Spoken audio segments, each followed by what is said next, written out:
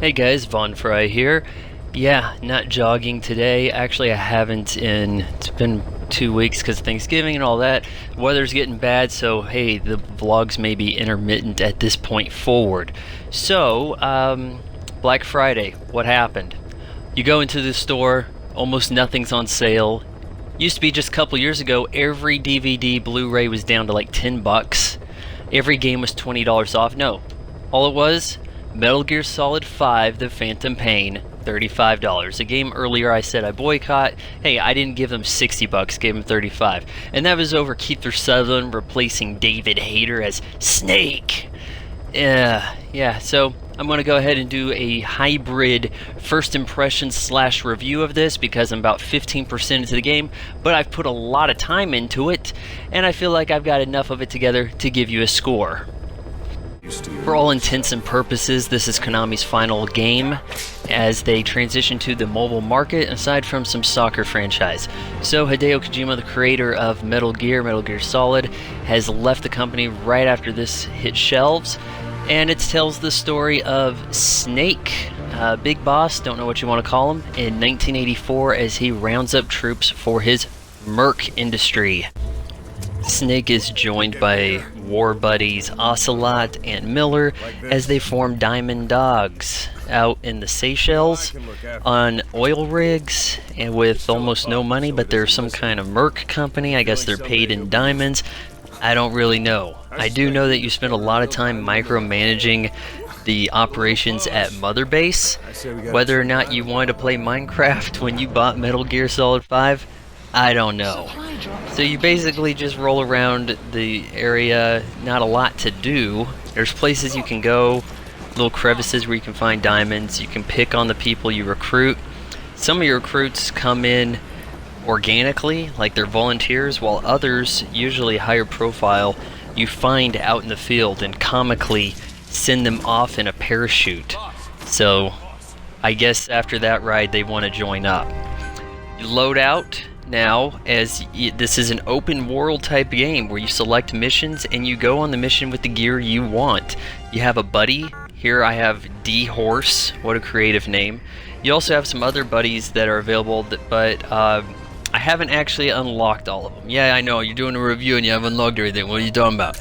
Okay, so I have apprehended, caught, added, whatever you want to call it, Quiet, the sniper, but I have not gotten to the point in the story where she can join me on the missions. As far as things at the base, do you really want to spend time telling people what office they're going to be working in? I don't know. I mean, I guess in some ways it beats finding rare items, having to go item hunting to just say, hey, develop that gun for me. Now, how do the missions play out? Well, you have a choice, stealth or run and gun. Now, whereas Metal Gear Solid 3 told the story of Rambo First Blood Part 2, this kind of tells the story of Rambo 3. You're off in Afghanistan and other parts of war-torn countries, and you're going around fighting Russians, kind of. So, what ends up happening? Yeah, I want to do stealth, I honestly do, but I think early on in the game you're not equipped for it. So I just end up blasting shit to all hell. As shit gets real too damn quick. There is no difficulty setting here. You're not on extreme, unless maybe there's something that unlocks afterwards, but there's no normal, hard, or easy to switch between to understand the mechanics of what is a tougher enemy. So sometimes I'm spotted hell of way off in the distance, sometimes I go walking past guys and they hardly even notice. You do have some nice fighting abilities to give you that kind of run and gun edge, so because you're a talented soldier, the world goes into slow motion so that you can react, and maybe you can shut a guy up before he alerts the alarm. You also have CQC, close quarter combat abilities, that is just jam the right trigger. I think that actually works out fine. I'm okay with that. It's not too much, and at the same time you get a ranking for how you do the missions. You get a higher ranking for doing it pure stealth, and so it gives you your choice in gameplay, which I think is needed in a game that aims for the open world type setup. Does it really feel like Metal Gear? I'm not totally sure. Yeah, there I am playing with Quiet's, yeah. There is some humor. Here I have D-Horse lodged on the back of a truck.